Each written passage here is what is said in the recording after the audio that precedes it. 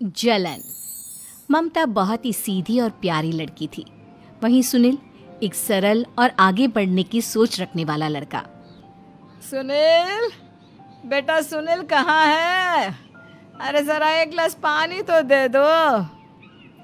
हाँ माँ, अभी आया। क्या माँ, पानी तेरे सर के पास ही तो रखा है। क्या हो गया है, तबीयत खराब है क्या? अरे नहीं नहीं, वो उठने का मन ही नहीं कर रहा था, तो देखा ही नहीं। वैसे क्या कर रहा है? यहाँ बैठ ना मेरे पास। माँ पढ़ रहा था। वो क्या है ना, नौकरी में तो वक्त नहीं मिलता, अब ऑफिस से घर आकर ही तो वक्त मिलता है। अच्छा अच्छा ठीक है, पढ़ ले जा बेटा।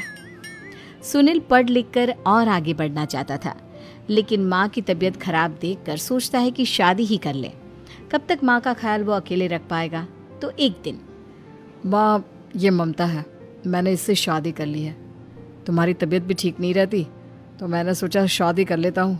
घर संभालने वाली और तुम्हें संभालने वाली कोई आ जाएगी तो अच्छा रहेगा। माँ अचानक से सामने बहू देखकर हैरान रह जाती है। बेटा ये क्या बात होती है? न बैंड, न बाजा, न दहेज, न शगुन, ऐसा कैसे बहू आ गई? माँ तू तो जानती है, मैं नौकरी के साथ पढ़ाई कर रहा हूँ, तो कहाँ से इतना पैसा बचा पाता कि धूमधाम से शादी करता।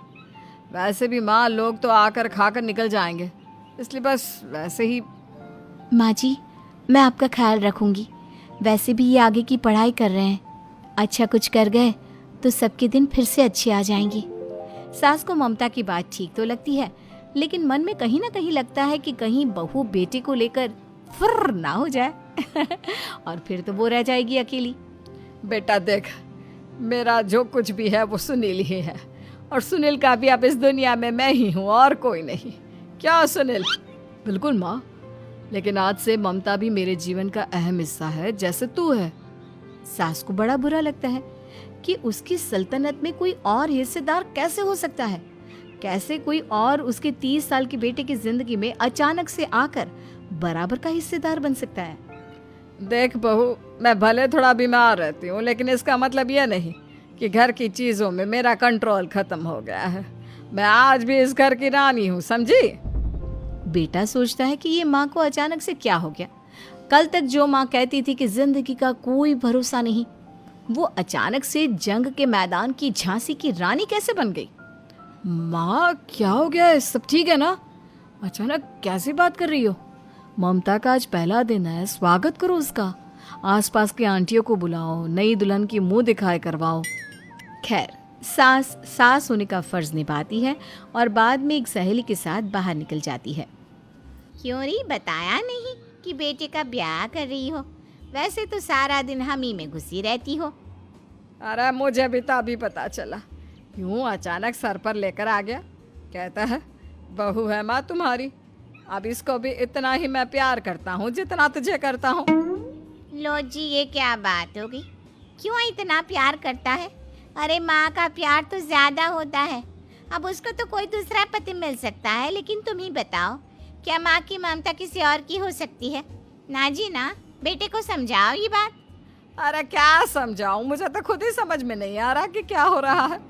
जो बेटा कल तक माँ माँ करता था, अचानक से बीवी बीवी का राग आलाप रहा है। देखा, उसकी बीवी ना सुंदर और जवान है। सुंदरता के आगे तो एक से एक नहीं टिके, तो तेरा बेटा किस खेत की मूली है? सास को भी समझ में आ जाता है कि बहू की सुंदरता के आगे माँ का प्यार किसी काम का नहीं। उधर बीवी, ए जी, अम्मा जी सहेलियों को छोड़ने गई थी, अभी तक आई नहीं, हम देख आए क्या? अरे रहने दो ना, आ जाएंगी। कहाँ जाएगी, उनकी आदत है, एक बार जाती है तो पूरी पंचायत खत्म करके ही आती है।